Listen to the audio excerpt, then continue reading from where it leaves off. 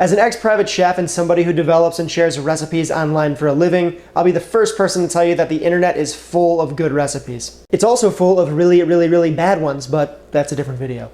I want to share my favorite cookbooks with you, not based off of popularity, aesthetics, or, single recipes, but based off the general techniques and knowledge that they teach you to ultimately make you a better cook, not to show you how to make a handful of specific dishes. I am very much in the camp of if you know one recipe, you know a recipe, where if you know one technique, you know 1,000 recipes. And no, I did not quote that. I heard that somewhere from someone a lot smarter than me. Okay, my goal here is to leave you with a list of 5 books to help you better understand techniques, not recipes, help you to develop your own unique cooking style, and to become a more knowledgeable, comprehensive, and competent cook. Whether you're a professional cook working on the line, a private chef doing dinners and other pop-ups, or just a weekend warrior, these 5 books are going to help you become a better cook. Of all the books that I think you need to have in your collection, this might take the 1 spot. This is not a recipe book, let's get that out of the way. McGee calls it the science and lore of cooking. This book is divided up into big picture topics, right? So think fish, eggs, meats, to various cooking techniques and surveys on fruits and vegetables, that sort of thing. I find that the best way to utilize this book is not to read it cover to cover, rather kind of ask yourself a question about food, cooking, whatever, then look it up in the back of the index. Chances are you're gonna find what you're looking for. This is very comprehensive. And it's written by a trusted, vetted source. McGee is a very well-known scientist and food author who many cooks read and many cooks love, including myself. However, don't worry, you can totally read chunks of this book if you want, or read it cover to cover. Do your thing, live your life. McGee generally has a great body of work. There's a lot of other great books that he's written, but if you're gonna, get into him for the first time, I recommend this one. This next book is The Professional Chef. Now, it does include a handful of recipes, but the true value, again, comes in the techniques that it teaches. This is one of the books that they divvy out at the Culinary Institute of America, a very popular and famous culinary school. And as you can see, it's basically a tome of knowledge, right? This thing, you can squat this thing.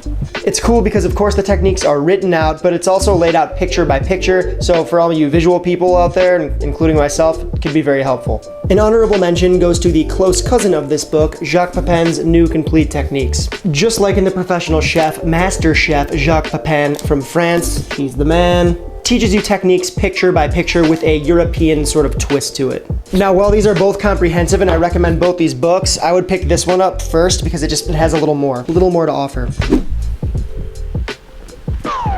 This next one is not a cookbook in the traditional sense. It's a course with supplemental PDFs and videos by Chef Jacob Burton, a real-world chef with years of restaurant experience. I thought it would be useful to booketize this entire thing, and it has been. I just went over to Kinko's or FedEx or something and had them printed out and put it in a nice little binder like this. The whole idea behind F-Step, right, this is taken from the website. F-Step is an acronym that stands for Flavor, Sauce, Technique, Execution, and Preparation. The F-Step curriculum is designed so that each section builds on the last, giving you a complete and thorough understanding of how any dish works. The F-Step curriculum is the epitome of teaching people how to cook without using recipes, rather learning techniques and learning how a single dish works, how it's composed and all that stuff, so you don't have to read out of the book. Next up, we have the Flavor Matrix, which is an excellent tool to help guide you through the world of flavor combinations and pairings. Each featured ingredient is given a set list of primary aromas, then within those primary aromas are complementary ingredients listed out from weak to strong. This book is eye-opening and really does get the creative juices flowing like the Niagara whenever you open it. At least whenever I open it. Flowing like the Niagara. Yeah. I know we're sitting here and kind of talking about technique rather than recipes, but do understand, recipes do serve a purpose, right? There's a reason they exist. A little bonus of this one is that there are a few ingenious recipes scattered throughout the book that kind of help make sense of some of the more bizarre, creative pairings that they talk about. Think lemon curd and crunchy olives or shrimp and lamb gumbo, that sort of thing. Sounds weird, but a lot of the weird things that I've cooked out of this book really do make sense. Look at that, oyster and pomegranate seeds, I guess. Cool. And you know the information is stable in this book because it's written by 2 pretty badass chefs that you can read more about if you're interested. Another honorable mention goes to the Flavor Bible, which is very similar. It's just a little bit older, but again, this is a great tool for helping you understand flavor combinations and to help you kind of get creative. Book 5, Salt, Fat, Acid, Heat.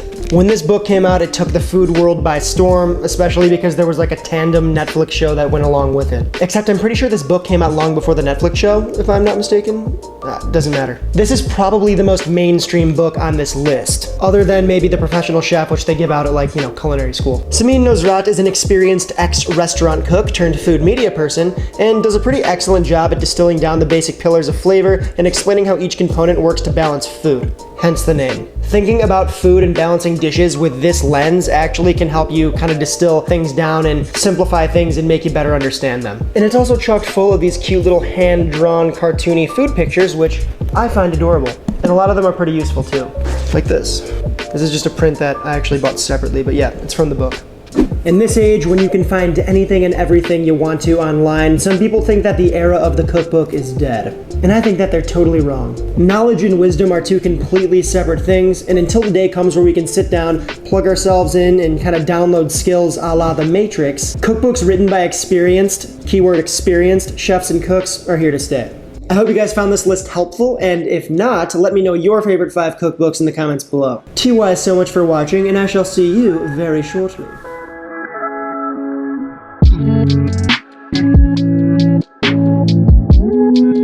Thank you.